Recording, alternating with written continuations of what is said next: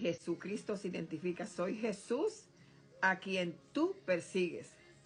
Y mientras yo desarrollaba este mensaje, el Señor me decía, hay gente que te está persiguiendo a ti, Marixa, que está te persiguiendo a lo mejor a Lynn, que está persiguiendo a lo mejor a Salina, está persiguiendo a alguien de la iglesia, ¿sabes? Cuando digo gente, no es el del mundo, porque el del mundo tiene una lucha con nosotros los cristianos. De tu casa, de tus hermanos en Cristo. Hay gente que te está persiguiendo a ti y no es porque tiene nada personal contigo, es porque no puede entender tu relación gloriosa con el Señor. Simplemente el depósito que Dios ha puesto a ti, la gente no lo entiende. Entonces la gente se pone hasta celoso. Es triste decirlo, pero eso se da en la casa del Señor. Entonces no están persiguiéndote a ti, están persiguiendo al Cristo que vive en ti. Porque ellos quieren conocer a ese Cristo que no han conocido.